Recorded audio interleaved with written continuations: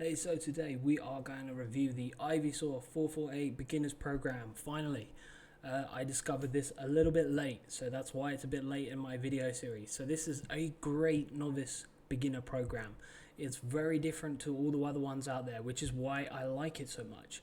Different to the strong lifts, this 5 sets of 5 concept. Okay, it's got a different set rep scheme from the get-go, which I like a lot. So I like things that are different, not the same as everything else. So let's get started and review this, and try not to ramble too much. So let's get started. This is the calculator sheet. We use this to determine what weight we will do week 1, day 1, and from there we progress. So let's get started.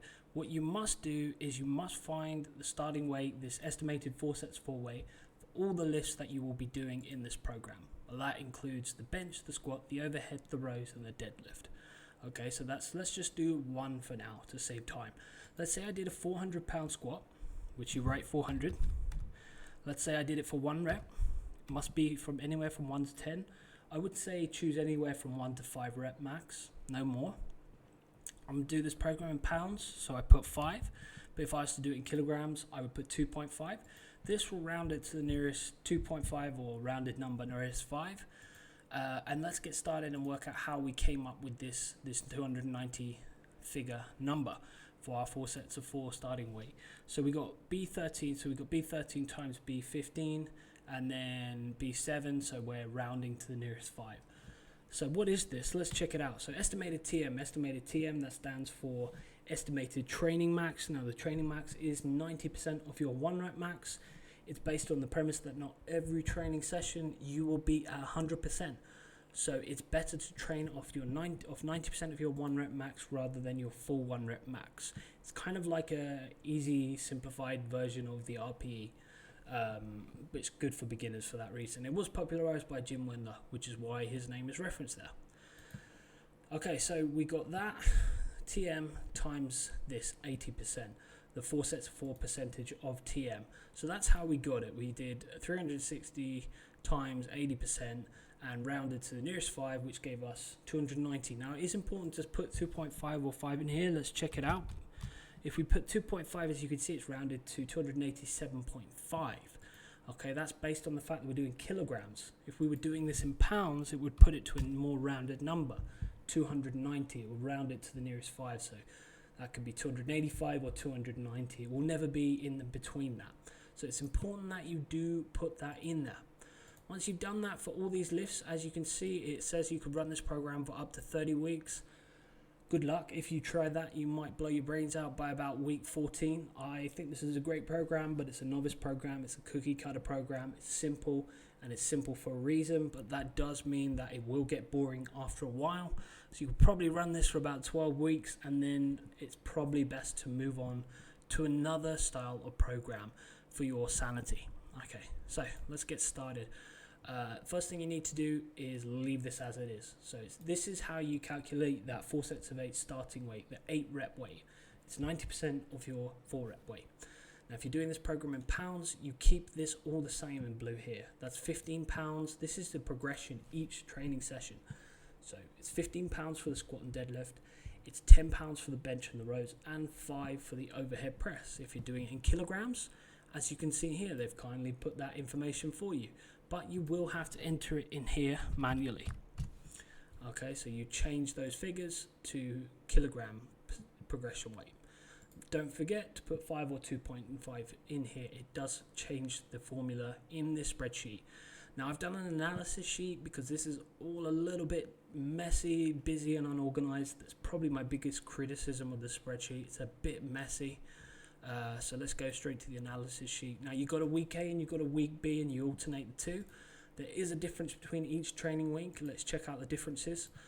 First thing we can see is bench week A, we do 4 sets of 4, 4 sets of 8, and then on the final day we do 3 sets of 4 and 1 set of as many reps as possible.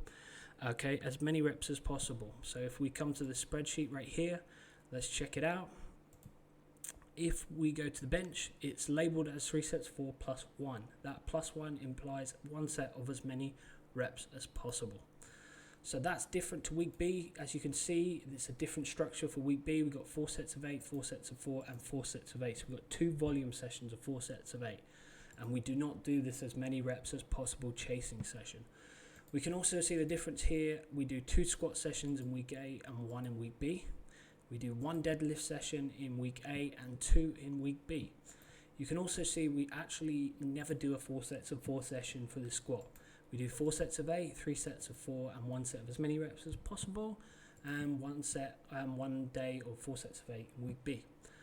The other thing you can see the difference is the overhead press. We do 2 sessions of 4 sets of 8, so 2 volume sessions and one session of 4 sets of 4.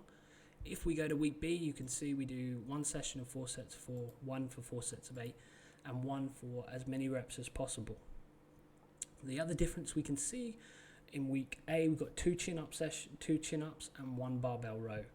In week B, we do 2 barbell rows and 1 chin-up.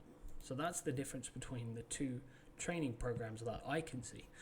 Alright, so as you can see, I've kind of labeled the 4 sets of 4 as a medium intensity. We worked that out by taking 80% of our training max. We got the light session, which is 90% of the 4 rep weight that we start with.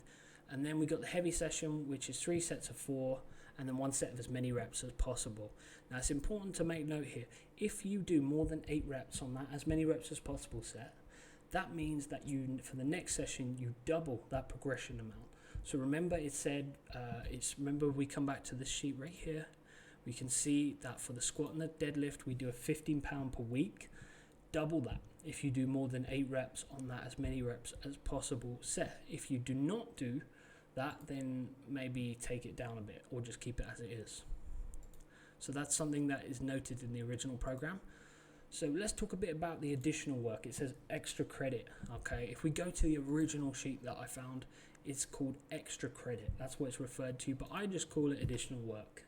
Okay, so if you're finding this program a little bit too easy and you feel like you can do more, it's giving you 3 options on what you can do. The first thing you can do is perform 2 sets of 4 to 8 reps on the deadlift focused days. So for example, in week A, day 2, you can do 2 sets of 8 at the same weight that you did for day 1 squats. So let's check that out. So right here, let's say day 2, we're doing a deadlift session. We're focusing on the deadlift this day, and we've got the rows.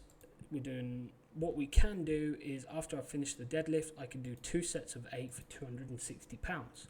If I feel like I can do more volume, it's always good to do more volume on your squat, because you'll notice that your squat is always behind your deadlift. So you can always do more volume for your squat, especially as a novice lifter. Now, if we go to week B, you can do on day 1, 2 sets of 4 at the same weight you did on day 3 the previous week. So let's go to week B. Okay, so let's say right here, day 1, okay, week B, we can do 2 sets of 4 for 290 pounds based on what we did last week on day 3. And if you want, you can do an additional squat session. Here, maybe you want to do 2 sets of 8 for what you did on day 2, 275 pounds if you want. But maybe 3 squat sessions in this week will be a bit too much. So you can choose which one you want to do. 2 sets of 4 on day 1, 2 sets of 8 on day 3. So that's some of my advice there. Okay, the next thing you could do is chin-ups every day. So whether you are doing rows or not, you'd still do chin-ups. So if you do some rows, you then finish that with some chin-ups. Okay, so that's something you can do to add additional volume. I would advise doing these chin-ups weighted if you feel like it's too easy. If you're doing more than 4 sets of 8 or 4 sets of 4. So let's go back to the spreadsheet. As you can see, for the chin-ups on week A, we do 4 sets of 8 and we do 4 sets of 4. If you're doing 4 sets of 25 reps on body weight, obviously you need to start putting weight on and do weighted chin-ups. So my advice here, make sure that you state how much weight you're doing and just progress and increase as you see fit. So let's say week 1, day 1, I did 5 pounds. I put 5 pound around my waist to plate, and I did 4 sets of 8. So maybe for the next session that I do 4 sets of 8, where are we going to be? Let's say on here. Okay, let's say I felt like I can do more, so I added an additional 5 pounds, and I've done 10 pounds this week for 4 sets of 8. So you can do that. You can progressively overload each training session if you've got a strong chin up. Now my advice would be to add about 5 pounds, 2.5 kilograms per training session, and no more. Okay, it's an accessory exercise. It is not a main lift. Do not put too much priority on it. Yes, it is pretty boss to walk in a gym and put 220 kilogram plates around you and do some cool chin-ups, but it's not that important. Okay, the main lifts are the key part of this training. The last thing you can do is actually instead of doing 4 reps on the 4 sets of 4 or 3 sets of 4, you can do 5 reps. So you can do 4 sets of 5 and 3 sets of 5. So just add an additional rep if you feel like you can do more. So that's basically this program explained, right? There's not much more you can talk about. It is that simple of a program. So I like this program. I think it's a great novice program, good for beginners. I don't recommend running this for 30 weeks. I do advise try and explore some of this extra credit, additional work, try and incorporate some of this.